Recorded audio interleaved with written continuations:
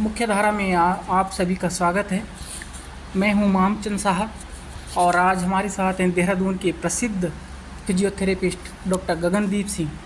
आप गुरु तेग बहादुर हॉस्पिटल में कार्यरत हैं। आपका मुख्य धारा में बहुत बहुत स्वागत है सर। सबसे पहले आपका परिचय जानना चाहेंगे आप? मेरा नाम गगनदीप सिंह है। मैं मास्टर्स फिजियोथेरेपिस्ट हूँ। मास्टर फिजियोथेरेपी में करी हुई है मैंने स्पोर्ट्स में। ठीक है जी। मैंने ये इस प्रोफेशन में मैं लगभग 11 साल हो गए हैं मुझे। ठीक है, पहले मैं दिल्ली में जॉब करता था, लेकिन अब यहाँ पर 7 साल से इसी हॉस्पिटल में कार्यरत हूँ जी। फिजियोथेरेपी क्या है सर? पेशेंट को कब फिजियोथेरेपी की आवश्यकता पड़ती है?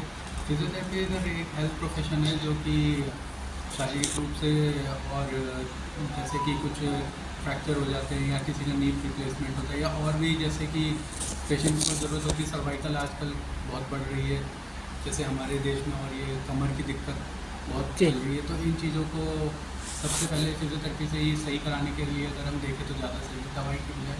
जी जी जी। फिजियोथेरेपी कितने प्रकार की होती है?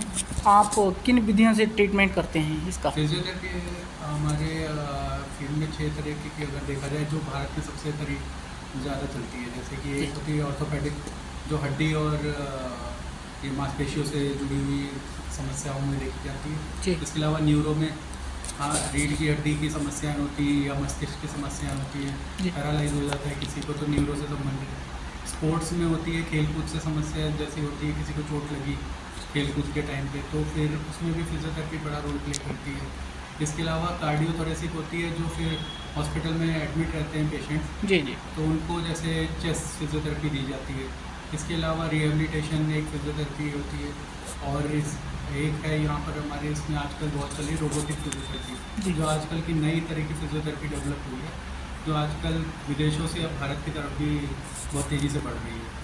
जी जी। क्या अन्य उपचार के साथ साथ भी फिजियोथेरेपी की जा सकती है सर? जी सर, अन्य उपचार के साथ फिजियोथेरेपी की जा सकती है। इसमें आपको डॉक्टर आपको सजेस्ट करेगा कि इस केस में जैसे सपोज किसी को सर्वाइकल के साथ चक्कर भी आ रहे हैं तो या फिर कमर के साथ पैरों में रेडिएट भी कर रहे हैं तो डॉक्टर दवाइयों के साथ बोल देता है कि इसमें आप फिजियोथेरेपी भी कराइए। ऐसे कई अन्य उदाहरण भी हैं जिनमें हम कई उसके साथ हम फिजियोथेरेपी को ऐड कर सकते हैं। जी जी। पेशेंट के लिए किन स्थितियों में या उसको कब लगता है कि मुझे फिजियोथेरेपी करनी चाहिए सर? ऐसी बहुत सी आजकल भारत में बहुत सी ऐसी समस्याएं हो गई और बहुत तेज़ी से बढ़ रहा है फिजियोथेरेपी का प्रचलन भी। जैसे कि आपको जॉइंट पेन हो रहा है, मल्टीपल जॉइंट पेन हो रहा है, गठिया बाई के दर्द होते हैं, चोट लग जाती है उसके बाद दर्द होता है, तो आजकल फिजियोथेरेपी को ज़्यादा उपचार में दिया जा रहा है फिजियोथेरेपी। जी जी। फिजियोथेरेपी से उपचार कितने समय में पूर्ण हो सकता है सर? सर ये सब डिपेंड करता है कि जैसे कि सपोज किसी को अभी ताज़ा जैसे कोई चोट लगी और हम डायरेक्ट फिजियोथेरेपिस्ट से ही मिलते हैं अपने तो वो उसे हफ्ते 10 दिन में सही करने की कोशिश करता है। उसके अलावा जैसे कोई सर्जरी केस होते हैं या फ्रैक्चर केस होते हैं उनमें थोड़ा ज़्यादा समय लगता है उनको। अच्छा। सर्वाइकल स्पॉन्डिलाइटिस और इस तरह की अन्य बीमारियों का ग्राफ तेज़ी से बढ़ रहा है, क्या कारण हो सकता है सर इसका? आजकल देखा जाए तो जैसे मोबाइल का यूज़, ऑनलाइन क्लासेस, ड्राइविंग ज़्यादा रहती है, लोग ट्रैवल करते हैं एक शहर से दूसरे शहर में जाना जी जी है ना, और बहुत से ऐसे कारण हैं जैसे विटामिन डी की कमी, कैल्शियम की कमी, उससे भी सर्वाइकल या पोस्चर बैठने का इससे भी है बहुत बड़ा कारण होता है। जैसे कि कुछ लोग झुक के कंटिन्यू पढ़ाई कर रहे हैं या मोबाइल यूज़ कर रहे हैं, ये कारण। जी जी। सर 2030 तक ये फिजियोथेरेपी की कितनी आवश्यकता देखते हैं आप? इसकी डिमांड कितनी हो सकती है? आजकल देखा जाए तो सारे डॉक्टर फिजियोथेरेपी को काफ़ी बढ़ावा दे रहे हैं जी, और सभी फिजियोथेरेपिस्ट के जाने के लिए सलाह भी देते हैं। और आजकल पेशेंट भी इतना वो अवेयर हो चुका है कि वो खुद भी फिजियोथेरेपिस्ट में जाके जल्दी से जल्दी ट्रीटमेंट के लिए वो होता है कि जागरूक हो चुका है जी, जल्दी करना चाहिए फिजियोथेरेपी। फिजियोथेरेपी क्यों ज़रूरी है, इस पर हमारी मुख्य धारा की व्यूअर को आप क्या संदेश देना चाहेंगे सर?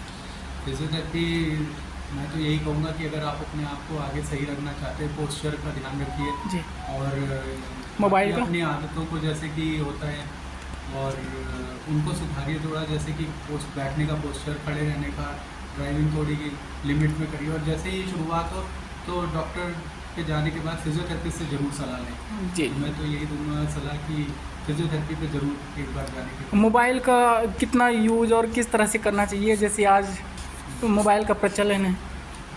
मोबाइल आजकल देखिए दोनों तरह से अच्छा भी काम कर रहे जी। हैं, और वो लिमिट में अगर हम उस चीज़ को यूज़ करें जी। तो वो तो हर चीज़ सही रहेगी कि अगर लिमिट में करें, अपना काम करें मोबाइल को, लेकिन अच्छे रूप से, सही रूप से अगर हम अगर उसका उपयोग करें तो ज़्यादा ठीक है। जी जी। है ना? बहुत बहुत धन्यवाद सर, अपना बहुमूल्य समय देने के लिए। थैंक्स।